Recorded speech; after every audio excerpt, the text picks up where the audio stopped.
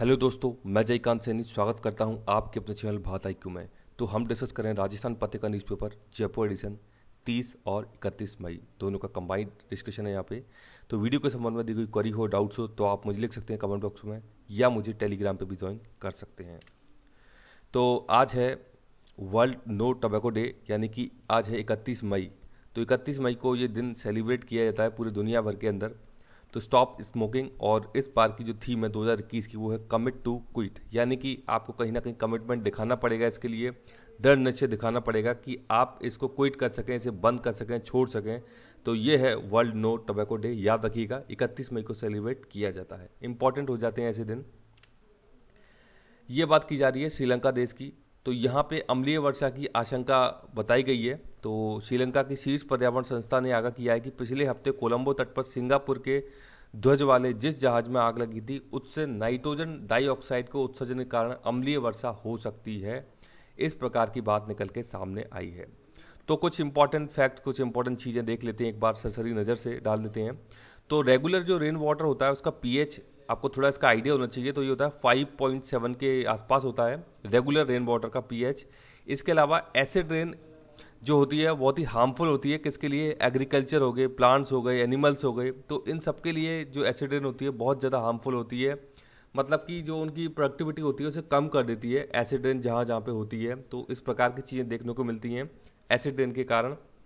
ये आप देख सकते हैं नाइट्रोजन ऑक्साइड और सल्फर डाइऑक्साइड, ये दो फैक्टर हैं जो कि मोटर वाहन और फैक्ट्रियों से निकलते हैं। ये दोनों के दोनों जो एमिशन है वहाँ से निकलते हैं और फिर पानी यानी कि H2 से मिलकर ये इस प्रकार से H2SO4 और HNO3 ये यहाँ पे बनते हैं और उसके बाद फिर ये रेन होती है। आप देख सकते हैं इसका एक इम्पैक्ट है। इसका बड़ा ही अच्छा उदाहरण यहाँ पे है ताजमहल का। तो ये रेन वाटर एसिड रेन होने का पहले का एक पिक्चर है, देख सकते हैं इस प्रकार का दिखता था ताजमहल। लेकिन एसिड रेन होने के बाद जितनी ज़्यादा इंडस्ट्री हुई और गाड़ियों से धुआं निकलने लगा तो ताजमहल की पिक्चर देख सकते हैं येलोइश हो गया ये एसिड रेन के कारण। तो बड़ा ही अच्छा एक एग्जांपल है ये, इससे आप समझ सकते हैं ये एक इम्पैक्ट दिखता है एसिड रेन का। जो हमारे मॉन्यूमेंट्स हैं, जो हमारे हिस्टोरिकल बिल्डिंग है, वो ये तो 7 वंडर के अंदर शामिल है दुनिया के, ताजमहल जो है। तो ये कुछ चीज़ें हैं, इतना बड़ा इम्पैक्ट होता है एसिड रेन का। तो इसके बारे में कुछ एक चीज़ें आपको पता होना चाहिए। अमूमन ये तो आपसे पूछ ही लिया जाता है कि कौन से दो फैक्टर हैं। तो SO2 NO2 जरूर आप याद रखिएगा, एसिड रेन के मुख्य कारण है ये दोनों के दोनों। और कहाँ से निकलते हैं ये भी आपको पता होना चाहिए। ये बात की जा रही है पीएम केयर फंड की यहाँ पे। तो पीएम केयर फंड, इसका फुल फॉर्म जरूर याद रखिएगा, the prime ministers citizen assistance and relief in emergency situation fund. तो इसका पूरा नाम है ये नाम जरूर रख लीजिएगा, बहुत ज़्यादा चर्चा में। कोविड-19 के कारण ये एक फंड बनाया गया। पीएम इसके मतलब इसको अध्यक्षता करते हैं, इसकी हेड करते हैं पीएम इसको, इस फंड को। तो यहाँ पे कुछ इंपॉर्टेंट डिसीजन लिए गए हैं इस फंड के द्वारा। अनाथ बच्चों को बालिग होने तक 10 लाख रुपए की सहायता दी जाएगी इस फंड से। तो अच्छा डिसीजन लिया गया है ये इनके द्वारा। यहाँ पे कुछ और इम्पोर्टेंट डिसीजन लिए गए हैं। बीमा लाभ की राशि बढ़ाई गई है। ये EDLI की स्कीम है जो अनऑर्गेनाइज सेक्टर के अंदर कुछ लोग काम करते हैं उनके लिए जो PF ESI के तहत आते हैं वहाँ पे उनके लिए कुछ फ़ायदा इसके अंदर किया गया है। प्लस स्कॉलरशिप की बात भी की गई है इसके तहत कि यहाँ से PM केयर फंड से दिया जाएगा जो अनाथ बच्चे उनके लिए, और बच्चों की सुरक्षा के लिए सब कुछ करेंगे PM। यहाँ पे ऐसी बात बताई गई है, यानी कि जो बच्चे बेसहारा हो गए, जिनके माँ बाप अभी नहीं रहे, तो उनके लिए कुछ फैसिलिटी की जा रही है उनकी एजुकेशन को लेकर के। उनको मतलब जो आगे का जीवन है उसको सेटअप देने के लिए, उसको संबल देने के लिए इस प्रकार की मदद का ये इन्होंने प्रयास किया है। तो ये बहुत अच्छा डिसीजन लिया गया है PM के द्वारा कि इस फंड का सही तरीके से इस्तेमाल ये किया जा रहा है। तो बहुत अच्छा डिसीजन है। तो इसके बारे में आपको ज़रूर पता होना चाहिए। PM केयर फंड, इसका फुल फॉर्म बहुत ही इंपॉर्टेंट हो जाती है इस प्रकार की चीज़ें। ये बात की जा रही है IPL 14, इसको पोस्टपोन कर दिया गया था कोविड-19 के कारण। आपको पता होगा जो बायो बबल में एक सेंधमारी हो गई थी उसके कारण कई सारे जो खिलाड़ी थे पॉजिटिव हो गए थे। तो उसके बाद इसको पोस्टपोन कर दिया गया। अभी ये UAE में खेला जाएगा। बाकी जो मैचेज हैं इसके तो UAE में खेले जाएंगे, ये BCCI ने ऐसा बताया है। इसके अलावा T20 टूर्नामेंट भारत में खेला जाएगा, यानी कि जो वर्ल्ड कप होने वाला है उसकी बात की जा रही है। तो यहाँ पे अभी कुछ समय मांगा है BCCI ने ICC से कि किस प्रकार से चीज़ें होंगी। तो ये जो वर्ल्ड कप है भारत के अंदर खेला जाएगा, ये आने वाले समय पता लगेंगी चीज़ें। और तो यहाँ पे IPL का जरूर याद रखिएगा कि ये पोस्टपोन होने के बाद अभी खेला जाएगा कहाँ पे, ये खेला जाएगा UAE के अंदर।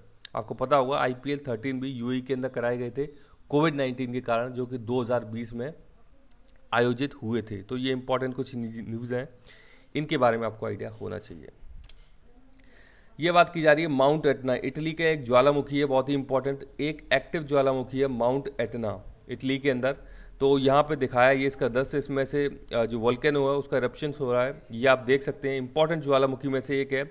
अब मुझे आप इटली की राजधानी का नाम बताइए, इटली की राजधानी का नाम क्या है? तो ये सिसिली एक आइलैंड है इटली का, मेडागास्कर आइलैंड के अंदर आप देखेंगे जब आप, सॉरी, मेडिटेरियन सी जो एरिया है पूरा का पूरा, वहाँ पे आप जब देखेंगे तो सिसिली एक आइलैंड दिखता है जिस पर कि इटली देश का अधिकार है। तो वहाँ पे है माउंट एटना, इंपॉर्टेंट ज्वालामुखी है, कई बार पूछा गया एग्जाम्स के अंदर। तो इटली की राजधानी का नाम मुझे कमेंट बॉक्स में जरूर बताइए आप, उसका नाम क्या है। यहाँ पे बात की जा रही है कष्ट में कष्ट, ये बात की है क्लेम अटके हैं, कर्ज से चुका रहे हैं अस्पतालों के बिल, तो बीमा बना जी का जंजाल, ऐसी बात यहाँ पे बताई जा रही है।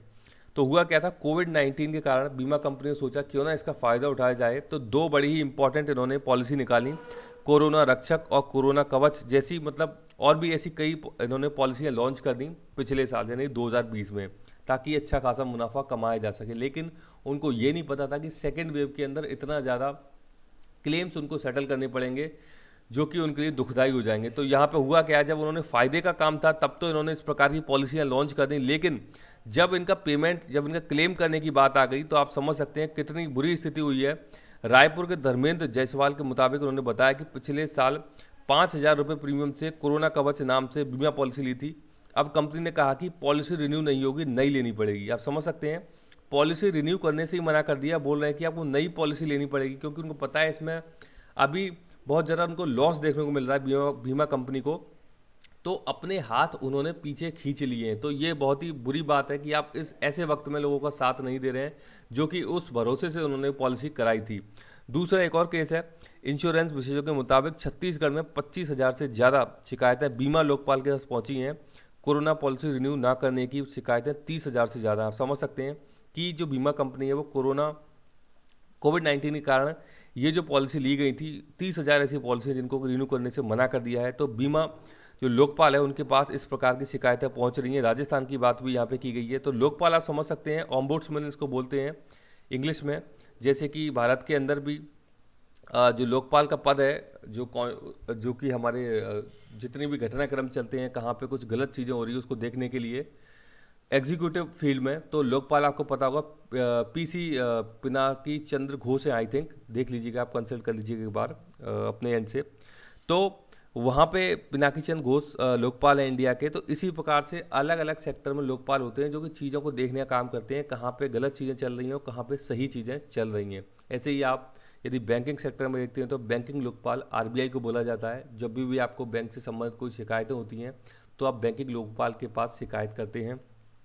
ऐसे ही इंडिया के अंदर जो लोकपाल है, जो भी हमारे भारत के अंदर इस प्रकार के क्रियाकलाप चलते हैं, गलत चीज़ें होती हैं कहीं भी, तो जहाँ भी कहीं घोटाले जैसी चीज़ें होती हैं वहाँ पे बैंकिंग लोकपाल बैठे हुए हैं। राज्यों के अंदर लोकायुक्त का पद क्रिएट किया हुआ है।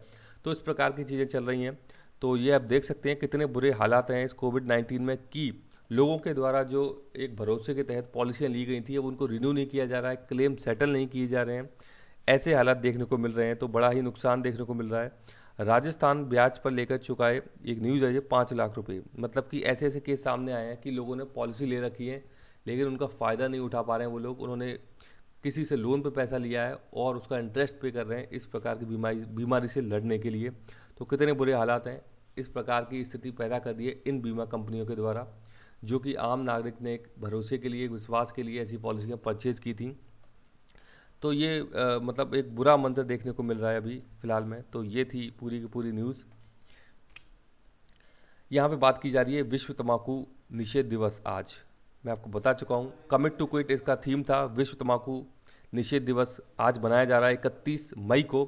आपको पता होगा राजस्थान में तंबाकू को इसको एलिमिनेट करना है, तो उसका मुझे वर्ड्स बताइए कब तक करना है। राजस्थान में एक टारगेट रखा गया है, आई थिंक 2012 में इसके लिए प्रयास किए गए थे। राजस्थान को तंबाकू मुक्त राज्य बनाना है, और वो कब तक बनाना है वो मुझे आप कमेंट बॉक्स में कमेंट करके बताइए। तो यहाँ बता रहे हैं कि धूम्रपान करने वालों में कोरोना वायरस का खतरा 50% तक ज़्यादा होता है, ऐसी बात बताई गई है धूम्रपान करने वालों के लिए। तो इम्पॉर्टेंट दिवस है धूम्रपुष्प तंबाकू निषेध दिवस। यहाँ पे बात की जा रही है, ये है 31 मई की न्यूज़ है, पेज नंबर 1 पे। तो खतरे में है प्राइवेसी, ऐसी बात बोली गई है। आप जहाँ जहाँ जाएंगे गूगल का साया हमेशा आपके साथ रहेगा। तो ऐसी बात बोली है यहाँ पे कि जो आपके पास स्मार्टफोन है, आप जहाँ भी जाते हैं तो ये स्मार्टफोन के तहत गूगल को पता लग जाता है कि आपकी लोकेशन कहाँ पे है, यानी कि आपकी प्राइवेसी को यहाँ पे इन्फ्रेंच किया जाता है, आपकी प्राइवेसी को दूसरे लोग जान सकते हैं। ये ऐसी बात बताई जा रही है कि जो गूगल है उसमें यदि आप अपने स्मार्टफोन में जाकर यदि आप ये जो मैपिंग वाली लोकेशन वाली सेटिंग को यदि आप ऑफ भी कर देते हैं, तो ये बात बताई गई है कि जो एप्लीकेशन होती हैं, जो ऐप्स होती हैं, आपको पता है मोस्ट ऑफ गूगल की ऐप्स हैं वो वहाँ पे, तो उनके थ्रू भी गूगल आपकी लोकेशन का पता लगा सकता है कि आपकी लोकेशन कहाँ पे है। तो इस प्रकार की चीज़ें इस न्यूज़ के अंदर बताई गई हैं। तो ये गलत चीज़ है, बिना अनुमति ट्रैक करता है लोकेशन, ये बात बोली गई है कि गूगल इस प्रकार की प्राइवेसी का हनन करता है लोगों की, उनकी लोकेशन के बारे में पता लगाता है कहाँ पे क्या क्या चीज़ें चल रही हैं। तो ये कहीं ना कहीं घातक हो सकती हैं किसी न किसी सिचुएशन में किसी के लिए भी।